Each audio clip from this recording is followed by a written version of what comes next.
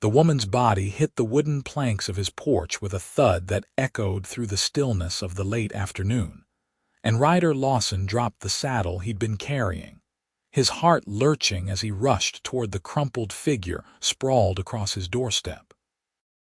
The summer of 1878 in Sweetwater, Texas, had been merciless, with temperatures soaring past 100 degrees for weeks on end, and the dust storms rolling through like vengeful spirits. Ryder had just returned from checking his cattle, exhausted himself from the brutal heat, when he'd spotted her. She wore a torn calico dress that might have been blue once, now faded to a grayish shade and crusted with dirt and sweat. Her dark hair had fallen from whatever pins had held it, cascading across the weathered boards in tangled waves. Even unconscious, her face showed the ravages of dehydration, her lips cracked and bleeding, her skin burned raw by the relentless sun. He knelt beside her, pressing 2 fingers to her throat, and relief flooded through him when he felt the flutter of a pulse, weak but steady. She was young, maybe 23 or 24, and even in her current state, he could see she'd been pretty before whatever hell she'd endured had caught up with her. Ryder scooped her into his arms, surprised by how light she felt, as though she'd been carved from hollow wood. He kicked open his door and carried her inside, laying her gently on his bed, the only real piece of furniture he owned besides a table and 2 chairs. His hands moved with practiced efficiency, born from years of tending injured animals and the occasional ranch hand who'd taken a fall. He soaked a clean cloth in the water barrel he kept inside, then pressed it carefully to her lips, letting drops fall into her mouth. She didn't stir. He bathed her face, her neck, her arms, washing away layers of grime and revealing skin that had once been fair, but now bore the angry red marks of severe sunburn. Her breathing remained shallow but regular, and Ryder found himself studying her face, wondering what story had brought her to collapse on his doorstep, 15 miles from the nearest town. The cabin felt suffocating in the heat, so he left the door propped open, returning to her side with more water. This time, when he dripped moisture onto her lips, she stirred slightly, a soft moan escaping her throat. Ryder's chest tightened with an emotion he couldn't quite name. He'd lived alone for 3 years now, ever since he'd saved enough to buy this piece of land and start his own small ranch. Loneliness had become his constant companion, as familiar as the calluses on his hands. "Come on," he murmured, continuing to wet her lips. "You didn't walk all this way just to die on me now." As the sun began its descent, painting the sky in shades of orange and crimson, the woman's eyelids finally fluttered. Ryder leaned closer and found himself staring into eyes the color of honey, confused and frightened. She tried to sit up, but he placed a gentle hand on her shoulder. "Easy now," he said, his voice low and soothing. "You are safe. You collapsed on my porch. You need to drink some water." Her eyes darted around the cabin, taking in the rough-hewn walls, the simple furnishings, and finally landing back on his face. He realized he probably looked as rough as his surroundings, with several days' worth of stubble on his jaw and his dark hair overlong. But something in his expression must have reassured her, because she nodded slightly. He slipped his arm behind her shoulders, supporting her as he held a tin cup to her lips. She drank greedily, and he had to pull it away after a few swallows. "Not too much at once. You will make yourself sick." "More," she whispered, her voice raspy and broken. "Please." "In a minute," he promised, lowering her back to the pillow. "What is your name?" She closed her eyes, and for a moment he thought she'd passed out again, but then she spoke. Delilah Daniels. I am Ryder Lawson. This is my ranch, such as it is." He paused, then asked the question burning in his mind. "What happened to you, Miss Daniels? How did you end up here?" Tears leaked from the corners of her closed eyes, tracking through the dust still clinging to her temples. "My family," she began, then had to stop and swallow hard. "We were traveling from Missouri to California. My parents, my younger brother. We joined a group heading west, thought there would be safety in numbers." Ryder felt his stomach drop, knowing already where this story was headed. He'd heard similar tales too many times before. "We got separated from the main group during a storm," Delilah continued, her voice barely above a whisper. "Our wagon wheel broke. Papa tried to fix it, but we didn't have the right tools. The others kept moving, said they couldn't wait. We told them we would catch up." She opened her eyes again, and the desolation in them made Ryder's heart clench. "We ran out of water 3 days ago. Mama went first, then my brother Tommy. He was only 16. Papa made me keep walking, said I had to survive. Yesterday morning I woke up and he was gone. Just gone. I do not know if he wandered off in delirium or if he meant to leave me the last of our supplies. There was nothing left anyway. How long have you been walking? I do not know any more days. I saw your cabin in the distance this morning.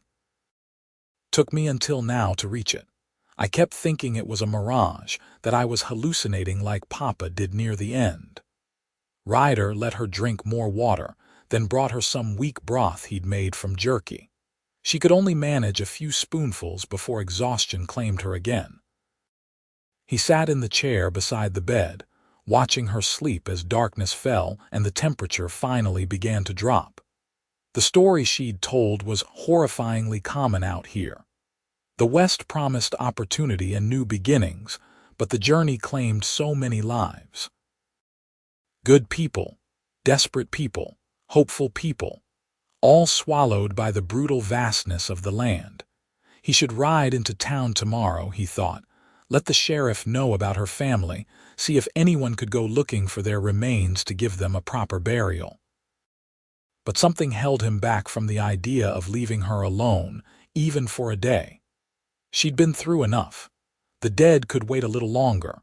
Delilah slept through the night and most of the next day. Ryder checked on her frequently, making sure she was still breathing, still present. Each time he looked at her, he felt that strange tightening in his chest, a protectiveness that went beyond common decency toward a stranger in need. When she finally woke late in the afternoon, some color had returned to her cheeks and her eyes seemed clearer. "How long?" she asked. "You have been here about a day and a half," Ryder replied. He'd prepared more broth, this time with bits of actual vegetable in it, and he helped her sit up to eat. She managed half the bowl before shaking her head. "Thank you," she said, and her voice already sounded stronger.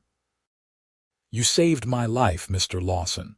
"Ryder," he corrected, "and you saved your own life by making it here.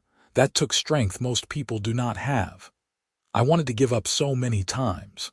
She looked down at her hands, raw and blistered, but Papa's last words kept echoing in my head. He said, "Live, Delilah, live enough for all of us." Sounds like he was a wise man. "He was a dreamer," she said, but there was fondness in her voice beneath the grief. "Mama always said he had his head in the clouds. He was convinced California would be our Eden, that we would have orchards and a big house, that Tommy could go to a real university." Her voice broke. "None of them will ever see the Pacific Ocean now." Ryder reached out without thinking, covering her damaged hand with his own. The gesture surprised them both, but neither pulled away. "I am sorry for your loss," he said, and meant it with every fiber of his being. Over the next few days, Delilah grew stronger. She could sit up without assistance, then stand for short periods. Ryder insisted she stay in the bed while he slept on the floor, and though she protested, she was too weak to truly argue. He found himself drawn to her in ways that both confused and compelled him. Every smile she managed despite her grief felt like a victory. Every laugh, rare and precious, made his heart soar in a way he'd never experienced. She had a sharp wit that the tragedy had not dulled, and an inner strength that amazed him. When she was finally able to walk outside, she stood on his porch, the same place she'd collapsed, and looked out over his land with wonder rather than horror. "It is beautiful," she said, and he followed her gaze, trying to see his modest ranch through her eyes. The land stretched out in rolling plains, dotted with scrub brush and the occasional cluster of cottonwood trees. His small herd of cattle grazed in the distance, and beyond them, the horizon seemed to go on forever under the vast Texas sky. "It is not California," Ryder said. "No," Delilah agreed, turning to look at him. "But it is real. It is here and now. My family died chasing a dream. Maybe there is something to be said for appreciating what you can hold in your hands." He understood then that she was talking about more than just the land, and the realization sent warmth spreading through him despite the evening heat. But he also knew she was grieving, vulnerable, possibly confused about her feelings given that he'd saved her life. He would not take advantage of that, no matter how much he found himself wanting to pull her into his arms. "I should take you to town," Ryder said, though the words felt like glass in his throat. "You will need proper clothes, and we should report what happened to your family. You probably have people back in Missouri wondering if you made it west safely." Something flickered across Delilah's face, an emotion too quick for him to identify. "There is no one," she said quietly. "Mama and Papa, they were older when they had me. Their parents were already gone, and both of them were only children. That is why they decided to start over in California. There was nothing left for us in Missouri. Friends, then. Acquaintances, maybe. No one who would worry over much." She met his eyes. "I have nowhere to go, Ryder. No family, no money, no prospects. In town, I suppose I could try to find work as a seamstress or a cook, but honestly, I do not know if I want to live around people right now." Every conversation would be explaining what happened, reliving it, seeing pity in everyone's eyes. "You could stay here," he said, the words tumbling out before he could think better of them. "I mean, just until you figure out what you want to do. I could use help around the ranch, and you need time to heal properly." He felt his face heating. "There is a small outbuilding I have been meaning to convert to a bunkhouse. I could move myself there, give you the cabin proper. Everything would be appropriate." Delilah studied him for a long moment, and he wondered what she saw. He was 26, weathered from outdoor work but still young, with broad shoulders and strong hands. He knew he was not ugly, but he was not particularly handsome either, just an ordinary man trying to build something in an unforgiving land. "Why?" she finally asked. "Why would you do that for a stranger?" Ryder struggled to find the right words. "Because when I found you on my porch, something changed. I know that probably sounds foolish. We barely know each other. But I have been alone out here for a long time, and I forgot what it felt like to care whether someone else was warm enough at night, or if they got enough to eat, or if something I said made them smile. You reminded me what it means to be human, to be connected to another person. I am not asking for anything from you, Delilah. I just do not want you to leave yet, not because you think you have to anyway." She turned back to look at the sunset, now painting the sky in purples and deep blues. When she spoke again, her voice was thick with emotion. "All right. I will stay for a while, but I will earn my keep. I will not be a burden. You could never be a burden."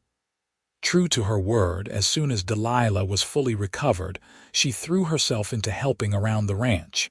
She mended his clothes, which had been falling apart from neglect.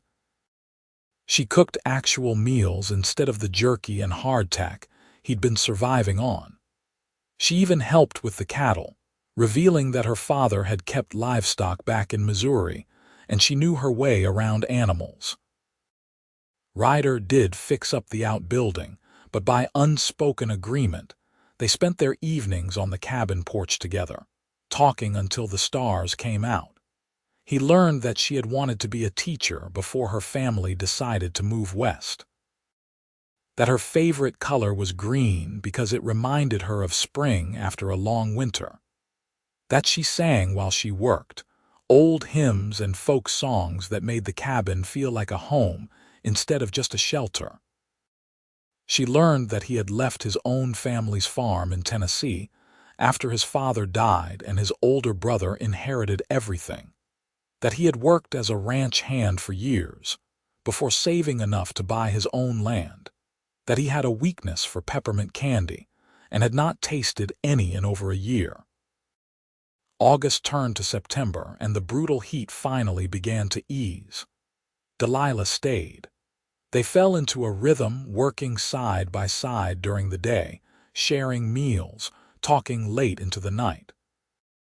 Ryder found himself memorizing the way she tucked her hair behind her ear when she was concentrating, the sound of her laughter, the particular way she said his name. He was falling in love with her, deeply and irrevocably, and the knowledge terrified him. What if she did not feel the same? What if she was only staying out of gratitude or necessity? What if he spoke his feelings aloud and she looked at him with pity or, worse, disgust? He had been the one to find her at her lowest moment. Perhaps she could never see him as anything but her rescuer, a debt she owed rather than a man she could love. One evening in late September, Ryder rode into Sweetwater for supplies, and when he returned, he found Delilah standing in the yard, staring down the road in the direction he'd come. She turned when she heard his horse and he saw tears streaming down her face. "What happened?" He dismounted quickly, his heart pounding. "Are you hurt?" "I thought you were not coming back," she said, her voice breaking. "It got dark, and you were gone so long, and I thought maybe something had happened to you, or maybe you had decided you were tired of having me here taking up space and eating your food and you just left." Ryder crossed the distance between them in 3 strides, unable to stop himself from reaching for her. He cupped her face in his hands, brushing away her tears with his thumbs. "Delilah, listen to me. I will always come back to you, always. And you are not taking up space. You belong here. Do you understand? You belong here with me." "Do I?" she whispered, searching his face. "Because I feel like I am going insane. I came here dying and you saved me, and I know I should be grateful and respectful and proper, but all I can think about is how much I want you to kiss me. How much I want to stay here forever, not out of necessity but because this is where I want to be. Because you are who I want to be with.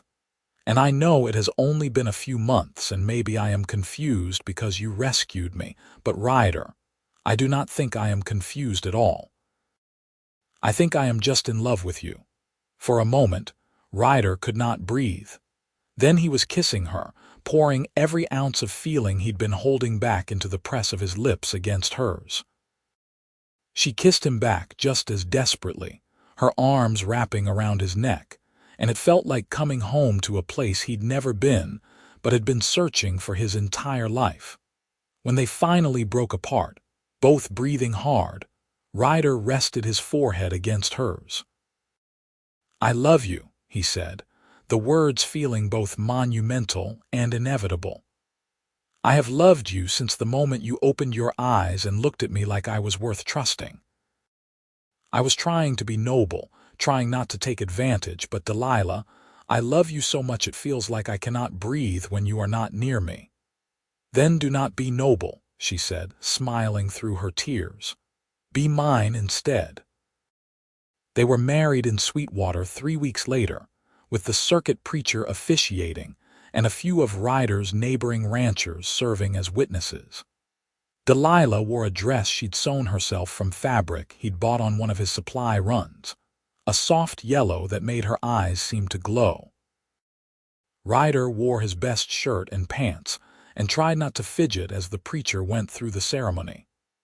When it came time to kiss his bride, he did so tenderly, mindful of their small audience but unable to completely hide the depth of his feelings.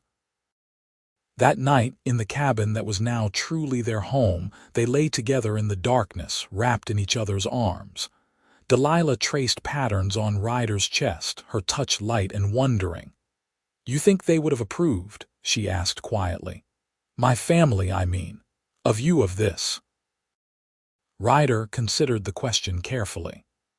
"I think your father would have appreciated that I can provide for you and that I will protect you with my life. Your mother would probably have wanted to know if I treat you with respect and tenderness. And your brother would have judged me based on whether I make you happy." He kissed the top of her head. "I hope I would have passed their tests." "You would have," Delilah said with certainty. "They would have loved you because I love you. They would have been happy that I found something good in the midst of so much loss." She was quiet for a moment, then added, "I still miss them. I think I always will, but I do not feel guilty for being happy." "Is that wrong?" "No," Ryder said firmly. "They wanted you to live, remember. Your father's last words were not just about surviving. They were about embracing life, finding joy, building something meaningful. That is what we are doing. That is the best way to honor their memory." Delilah tilted her face up to kiss him, deep and slow. "I was so lost," she murmured against his lips. "I had given up. If your cabin had been even a mile further, I never would have made it. Sometimes I think about that, about how close I came to dying, and it makes me appreciate every single moment we have together." "Then we will make sure every moment counts," Ryder promised. They did. That first year of marriage was not easy. The ranch demanded hard work from both of them, and there were times when money was tight and they went to bed worried about whether they could make it through another season. But they faced everything together, and that made all the difference. When a late freeze killed several of their cattle, they mourned the loss together, and then immediately started planning how to rebuild. When a neighboring rancher tried to claim that some of Ryder's land was actually his, Delilah was the one who rode to the county office and found the deed records to prove their ownership. When Ryder broke his arm in a fall from his horse, Delilah ran the ranch for 6 weeks with minimal help, proving she was every bit as capable as he was. In the spring of 1880, Delilah told Ryder she was pregnant. He was checking fence posts when she came walking across the field toward him, and something about the way she moved, the expression on her face, made his heart start pounding before she even spoke. "I am going to have a baby," she said, her eyes bright with joy and fear in equal measure. "We are going to have a baby." Ryder swept her up in his arms, spinning her around until she laughed and begged him to stop. "We are going to be parents," he said, wonder filling his voice. "Delilah, we are going to be a family." "We are already a family," she corrected, but she was grinning just as widely as he was. He became impossibly protective during her pregnancy, insisting she rest more and do less, fussing over her until she had to physically shoo him away so she could continue her work. She glowed with health and happiness, her belly growing round beneath her dresses, and Ryder thought he had never seen anything more beautiful. They spent their evenings coming up with names, talking about what kind of parents they wanted to be, imagining the future. "I want them to know about my family," Delilah said one night, her hand resting on her stomach. "When they are old enough to understand, I want to tell them about their grandparents and their uncle, about what happened and how much they would have loved to meet them." "We will tell them," Ryder promised. "They will know that they come from strong stock on both sides, that their mother survived the impossible and their father built something from nothing. They will know they are loved beyond measure." Their son was born in November, a healthy baby with Ryder's dark hair and Delilah's honey-colored eyes. They named him Thomas, after Delilah's brother, with Ryder's father's name, James, as his middle name.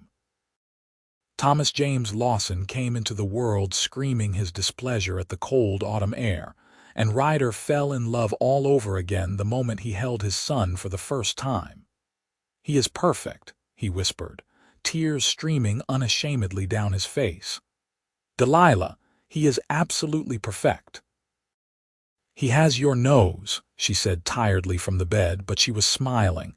"Poor thing. There is nothing wrong with my nose.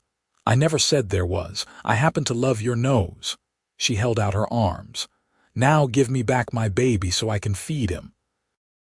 Ryder handed over their son carefully, then sat on the edge of the bed, his arm around his wife's shoulders as they both stared at the tiny life they had created. Thomas nursed enthusiastically, already showing signs of his father's appetite, and Delilah laughed at his eagerness. "We made this," she said softly. "Out of all the pain and loss, out of me collapsing on your porch more dead than alive, we made this beautiful, perfect thing." "I would live through anything to get to this moment," Ryder said. "Every hardship, every struggle. It was all worth it to be here now with you and our son." Parenthood transformed them both. Ryder discovered reserves of patience he did not know he possessed, walking the floor at night with a colicky baby so Delilah could sleep. Delilah found joy in the smallest milestones, celebrating each new sound Thomas made, each tiny achievement. The ranch work continued, more challenging now with an infant to care for, but they managed. Neighboring families, who had initially been skeptical of the young couple, began to accept them as permanent fixtures of the community, offering help and advice freely. Thomas grew into a lively toddler, following his father everywhere on sturdy legs, chattering in a language only he understood. Delilah became pregnant again when Thomas was 2, and this time she carried the knowledge with calm confidence rather than nervous excitement. Their daughter was born in the spring of 1883, and they named her Sarah Rose, after Ryder's mother. 2 children, Delilah marveled, holding Sarah while Thomas napped beside her, his chubby hand resting on her leg. "Ryder, we have 2 children. 5 years ago I was dying in the desert, and now I have everything I never knew I wanted." "You almost sound surprised," Ryder teased, but his voice was thick with emotion. He sat on the floor at her feet, reaching up to gently touch Sarah's downy hair. "Though I suppose we have been rather productive." "Is this enough for you?" Delilah asked, suddenly serious. "The ranch, the children, this life. I know you never speak of it, but do you ever wish for more?" Ryder took her free hand, threading his fingers through hers. "I have everything I could ever want right here in this room. A wife I love more than life itself, healthy children, land that is truly mine. That is not settling, Delilah. That is winning. Not everyone gets this lucky." She squeezed his hand. "We make our own luck, you taught me that." As the years passed, the Lawson ranch prospered. Ryder's hard work and Delilah's shrewd management turned their modest operation into one of the most successful small ranches in the county. Thomas grew tall and serious, taking after his father's steady temperament, while Sarah inherited her mother's quick wit and determination. They had one more child, another son they named Daniel, born in 1886, completing their family. The cabin that had once housed just Ryder expanded over the years, new rooms added as the family grew. Delilah created a real home, with curtains she sewed herself, a garden that provided vegetables year-round and small touches of beauty everywhere. She never forgot where she came from, the tragedy that had brought her to Ryder's door, but she did not let it define her either. Instead, she honored her lost family by living fully, by pouring love into her children and her husband, by building something lasting. On their 10th wedding anniversary, Ryder took Delilah on a rare trip, leaving the children with trusted neighbors. They rode out to the place where he'd first started building fence line, where he'd stood alone a decade earlier and wondered if he would spend his life in solitude. They dismounted and stood looking out over land they now owned outright, every acre paid for with sweat and determination. "Do you remember what I said the night we got engaged?" Delilah asked, her hand in his. "That my family died chasing a dream, and maybe there was something to be said for appreciating what you can hold in your hands." "I remember everything you have ever said to me," Ryder replied. She turned to face him, reaching up to cup his face.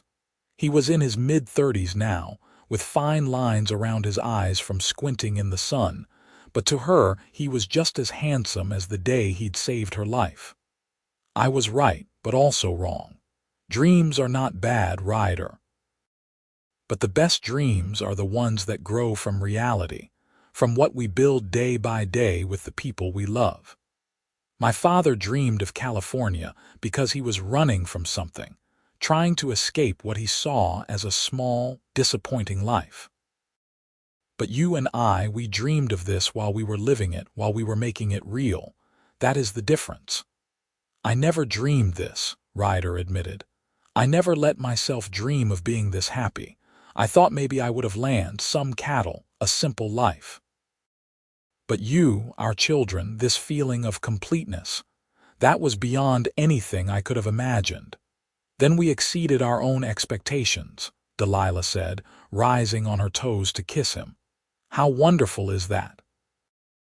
They made love under the open sky that afternoon, surrounded by land they had claimed and tamed together, and it felt like a renewal of vows more powerful than any words spoken in a church. When they finally dressed and prepared to ride home, Ryder pulled Delilah against him one more time, holding her close. "Thank you," he said. "For what? For not dying on my porch, for staying, for choosing this life, choosing me every single day for 10 years. Delilah laughed, the sound bright and free. "As if I could have made any other choice. You are my home, Ryder. You always have been, from the moment I opened my eyes and saw you looking at me like I was something precious. You will always be my home." The years continued to unfold, bringing both joys and sorrows as all lives do. They lost a cattle drive to rustlers one year, a heartbreak that nearly broke them financially, but they recovered through sheer determination. Thomas showed a talent for working with horses and began breeding them alongside the cattle operation. Sarah shocked everyone by declaring her intention to become a doctor, and Ryder and Delilah supported her ambition, even when their neighbors said it was unnatural for a woman.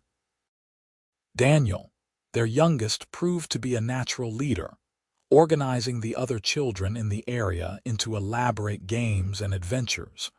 Ryder's hair started to gray at the temples, and Delilah found she needed spectacles to do her sewing.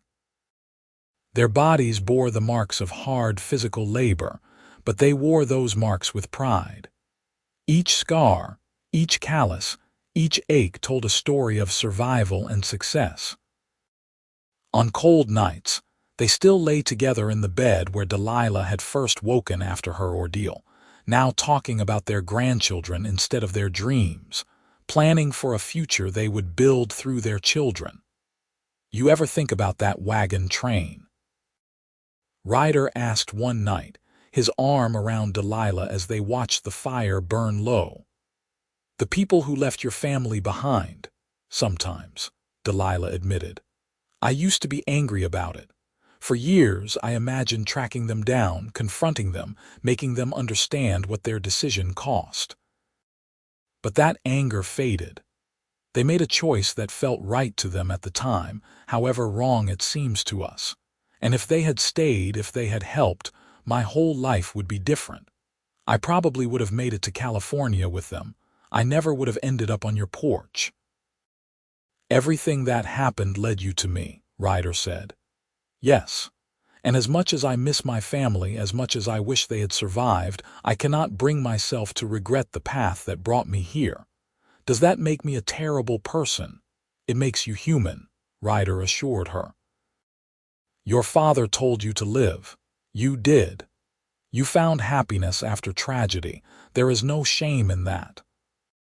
In 1893, 15 years after that fateful day when Delilah collapsed on his porch, the Lawson family gathered to celebrate the wedding of their oldest son, Thomas, to a sweet-natured girl from a neighboring ranch. The ceremony took place on their land, under trees that Ryder and Delilah had planted together in the early years of their marriage.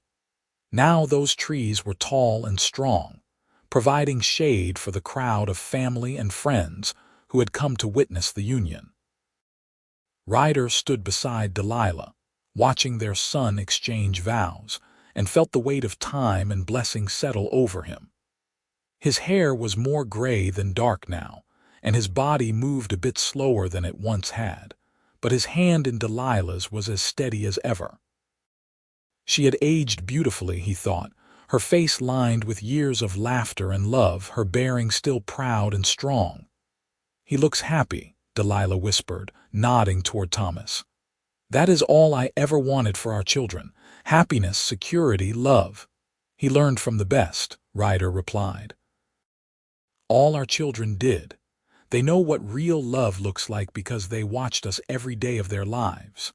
After the ceremony, during the celebration that followed, Sarah approached her parents with a young man in tow. "Mama, Papa, this is Dr. William Morrison. He has agreed to take me on as his apprentice. I will be studying with him in San Antonio." Delilah embraced her daughter, pride shining in her eyes. "You will be amazing. I always knew you would do something extraordinary." "You are the one who taught me I could," Sarah said. "You survived the impossible. After hearing that story my whole life, how could I ever think anything was beyond my reach?" Daniel, now 7, tugged on Ryder's sleeve. "Papa, tell the story again about how you found Mama, please." It had become a family legend, the tale of Delilah's collapse and rescue, embellished and polished through countless retellings. Ryder laughed and ruffled his youngest son's hair. "Not now, Daniel. This is your brother's day." "But it is the best story," Daniel insisted. "It is better than any of the dime novels. You are a hero, Papa." "I am just a man who happened to be in the right place at the right time," Ryder said. "Your mother is the hero. She is the one who survived." "You both are heroes," Daniel declared with the certainty of childhood. "You saved each other." Later, as the sun began to set and their guests started to depart, Ryder and Delilah found themselves alone on the porch where it had all begun. 15 years had changed almost everything about the ranch, but this porch remained the same, weathered planks that had witnessed the beginning of their story. "You ever wonder what would have happened if you had been out on the range that day?" Delilah asked, settling into Ryder's arms. "If you had not been here when I arrived, no," Ryder said firmly. "Because it did not happen that way. You arrived and I was here and we found each other. Some things are meant to be, Delilah. I believe that now, even though I never used to. We were meant to find each other, to build this life, to create this family." "I love you," she said simply. "I will love you until the day I die and beyond." "And I love you," Ryder replied, kissing her temple. "Thank you for collapsing on my porch 15 years ago." "Best thing that ever happened to me." Delilah laughed, the sound as familiar and comforting as home itself. "Thank you for carrying me inside and letting me rest, for giving me a reason to keep living when I had lost everything else." They sat together as the stars emerged one by one. Two people who had found each other in the midst of tragedy and loss, who had built something beautiful from the ashes of pain. The wild Texas wind blew softly across the land they had claimed together, carrying with it the sounds of their family, their legacy, their love made manifest.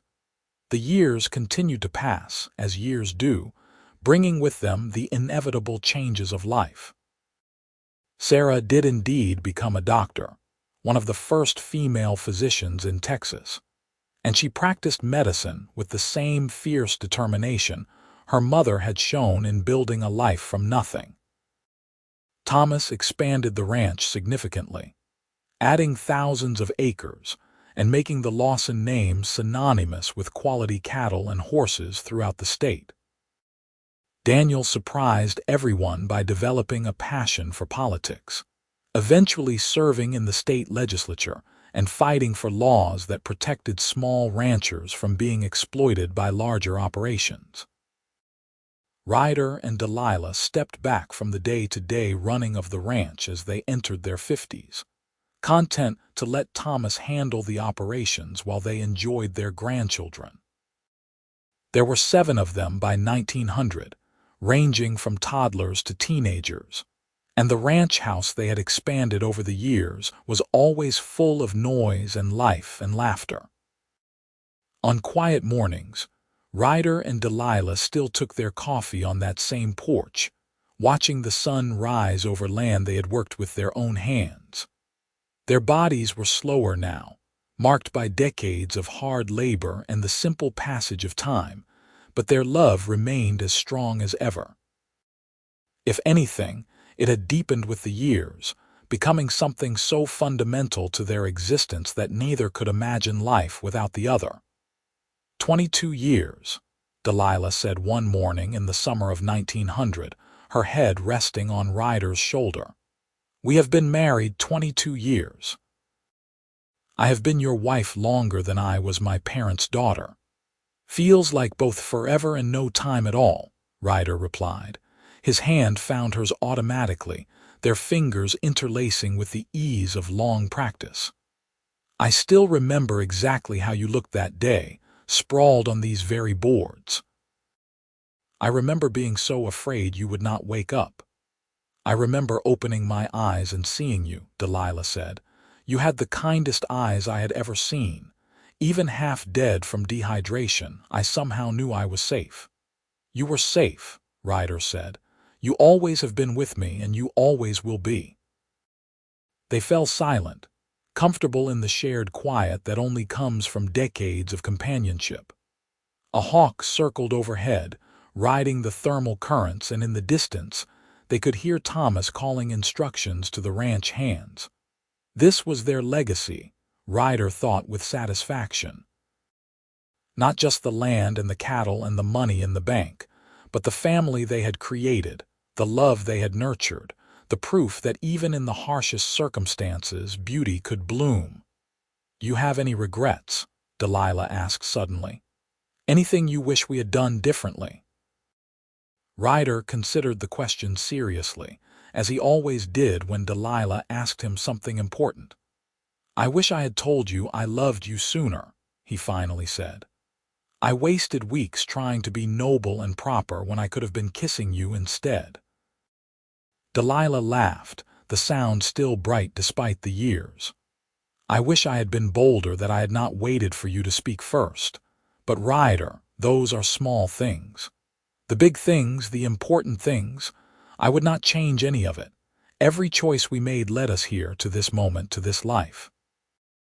How could I regret any of that? You could not, Ryder agreed. He turned his head to kiss her, a soft press of lips that still made his heart skip a beat. We built something good here, Delilah, something lasting. Our children are happy and successful, our grandchildren are healthy and loved, and we get to spend our twilight years together. Not everyone gets an ending this happy. It is not an ending, Delilah corrected gently. It is just the next chapter. She was right, as she so often was. The next chapter of their lives was slower paced, but no less rich. They took trips they had always talked about but never had time for, traveling to San Antonio to visit Sarah and her growing practice, to Austin to see Daniel debate in the legislature. They spoiled their grandchildren shamelessly, telling them stories about the old days, passing down the history of how a dying woman and a lonely rancher had found each other and built an empire of love. In 1905, on a crisp autumn morning much like the one when their son Thomas was born, Ryder woke to find Delilah already awake beside him, watching him with those honey-colored eyes that still took his breath away. "Good morning," he said, smiling. "How long have you been awake?" "A while," she admitted. "I was just thinking about how lucky I am, how blessed we have been." "Luck had nothing to do with it," Ryder said, pulling her closer. "We worked for this. We fought for this. Every good thing we have, we earned, even each other, especially each other." They were in their 50s now, grandparents and pillars of the community. But in moments like this, Ryder could still see the young woman who had collapsed on his porch nearly 3 decades earlier. She was still in there, that fierce survivor, that woman who had walked through hell and emerged ready to embrace life. And she could still see the lonely rancher who had given her water and shelter and, eventually, his whole heart. "I need to tell you something," Delilah said, her tone growing serious. "I have been waiting for the right moment, and I think this is it." Ryder felt his stomach tighten with worry. "What is wrong?" "Nothing is wrong," she assured him quickly. "Quite the opposite. I just want to make sure you know, before anything happens, before we get another day older, that these years with you have been the greatest gift of my life. You gave me everything when I had nothing. You loved me when I was broken.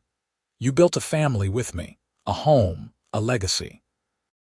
If I died tomorrow, Ryder, I would die happy and complete. You made me whole." Tears stung Ryder's eyes. "If you died tomorrow, you would take half my soul with you. You are my life, Delilah. You have been since the moment I found you. Nothing that came before you matters, and nothing that comes after you would be worth living through." "Do not say that," Delilah said, cupping his face in her work-worn hands. "Promise me that if something happens to me, you will keep living. You will stay for our children and grandchildren. You will remember that I loved you, and that love does not end just because one of us is gone. Promise me, Ryder." He did not want to make that promise, did not even want to contemplate a world without her in it. But he saw the seriousness in her eyes, the need for this assurance, so he nodded. "I promise. But you have to promise me the same thing. If I go first, you do not give up. You keep living, keep loving, keep being the amazing woman you are." "I promise," she whispered, and then she kissed him, deep and slow and full of all the years they had shared. They did not have to make good on those promises for many more years. Life continued to bless them with health and happiness well into their 60s. They celebrated their 30th wedding anniversary surrounded by children, grandchildren, and even a few great-grandchildren. The ranch continued to prosper under Thomas's management, and Ryder and Delilah spent their days in comfortable semi-retirement, gardening and reading and enjoying the fruits of their decades of labor. When Ryder finally passed in 1915, at the age of 63, it was peacefully in his sleep, with Delilah beside him as she had been for 37 years. She woke in the morning to find him gone, his face peaceful, and though her heart shattered, she kept her promise. She lived on for another 12 years, staying involved in her children's lives, doting on her ever-growing family, and keeping Ryder's memory alive through the stories she told. She never stopped missing him, never stopped feeling like half of her was gone. But she also never regretted a single moment they had shared. On warm evenings, she would sit on that same porch where it had all begun, and she would talk to him as if he were still there beside her. She told him about the grandchildren's accomplishments, about the ranch's continued success, about how much she still loved him even though he was gone. When Delilah finally joined Ryder in 1927, at the age of 72, her children buried them side by side on a hill overlooking the ranch they had built together. The headstone was simple, bearing their names and dates, but beneath those facts was an inscription that told the real story. She collapsed on his porch. He carried her inside. Together they built a legacy of love. Their great-grandchildren would grow up hearing the story of Ryder and Delilah, of the cowboy who found a dying woman and saved her life, of the woman who survived the impossible and chose to stay with her rescuer, of a love that grew from tragedy into something beautiful and lasting.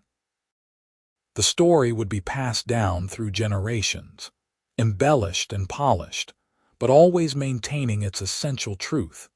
Two people found each other in the harsh Texas wilderness, in a time when survival was never guaranteed and happiness was even rarer. They chose each other day after day, year after year. They built a life from nothing, created a family from grief and loss, and proved that even in the most unforgiving landscape, love could not only survive but flourish. The ranch still stands today, run by descendants who carry the names Lawson, Morrison, and others acquired through marriage and time. But they all know where it started. They all know the story of the woman who collapsed from exhaustion and the cowboy who carried her inside and let her rest, never knowing that in saving her life, he was also saving his own.